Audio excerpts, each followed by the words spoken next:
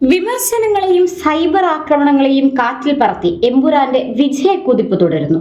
രണ്ടാം ദിനവും ഒന്നാമത് തന്നെ 100 കോടിയിലേക്ക് എമ്പുരാൻ. മലയാളത്തിലെ ഏറ്റവും വലിയ വിജയത്തിലേക്ക് കുതിച്ചുകൊണ്ടിരിക്കുകയാണ് മോഹൻലാലിന്റെ യമണ്ടൻ ചിത്രമായ എമ്പുരാൻ. മികച്ച പ്രതികരണം നേടുന്ന ചിത്രം കളക്ഷൻ റെക്കോർഡുകൾ തകർത്ത് മുന്നേറുകയാണ്. ചിത്രത്തിന്റെ വിഷ്വൽസിനും മോഹൻലാലിന്റെ പ്രകടനത്തിനും വലിയ കയ്യടികളാണ് ലഭിക്കുന്നത്. രണ്ടാം ദിവസവും ചിത്രം വമ്പൻ കളക്ഷനാണ് സ്വന്തമാക്കുന്നതെന്ന റിപ്പോർട്ടുകളാണ് പുറത്തുവരുന്നത്.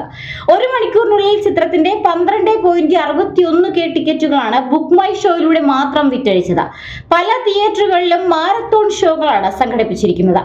ആദ്യ ദിവസം പോലെ തന്നെ രണ്ടാം ദിനവും എല്ലായിടത്തും വലിയ തിരക്കാണ് അനുഭവപ്പെടുന്നത്. കണക്കുകൾ പ്രകാരം ചിത്രം രണ്ടാം ദിനത്തിൽ ഇതുവരെ നേടിയത് 7.6 കോടിയാണ്. ഇത് ഇനിയും കൂടുമെന്നാണ് റിപ്പോർട്ടുകൾ സൂചിപ്പിക്കുന്നത്. അങ്ങനെയെങ്കിൽ തുടർച്ചയായി 2 ദിനവും സിനിമയുടെ കളക്ഷൻ 10 കോടിക്ക് മുകളിലാകും.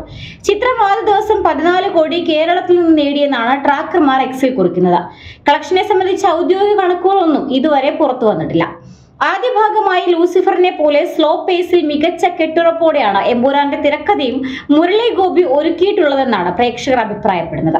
പൃഥ്വിരാജിന്റെ സംവിധാന മികവ് മലയാള സിനിമയുടെ തന്നെ നിലവാരം ഉയർത്തിയിരിക്കുകയാണെന്നാണ് സാമൂഹ്യ മാധ്യമങ്ങളിൽ വരുന്ന അഭിപ്രായങ്ങൾ. മോഹൻലാലിന്റെ ഇൻട്രോയും വരുന്ന സീനുകളിലെ സ്ക്രീൻ പ്രസൻസും ആവേശത്തിലാഴ്ത്തുന്ന അനുഭവമാണെന്ന് കുറിക്കുന്നവരും നിരവധിയാണ്.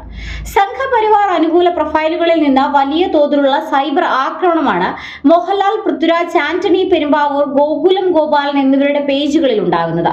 ഇവർ മട്ടാഞ്ചേരി മാഫിയയുമായി കൈകോർത്തു എന്ന പ്രധാന ആരോപണമാണ് കമന്റുകളിൽ ഉന്നയിക്കുന്നത്. ചിത്രത്തിന് അനുകൂലമായും പ്രതികൂലമായും സൈബർ പോരാളികൾ അണിനിരന്നതോടെ സിനിമയ്ക്ക് വമ്പിച്ച പബ്ലിസിറ്റിയാണ് ലഭിച്ചുകൊണ്ടിരിക്കുന്നത്.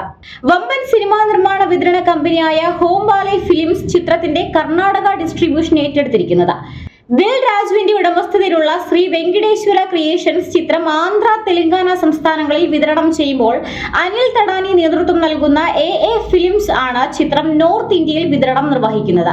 കേരളത്തിൽ ആശീർവാദും തമിഴ്നാട്ടിൽ ഗോകുലം മൂവീസുമാണ് ചിത്രത്തിന്റെ വിതരണം ഏറ്റെടുത്തിരിക്കുന്നത്.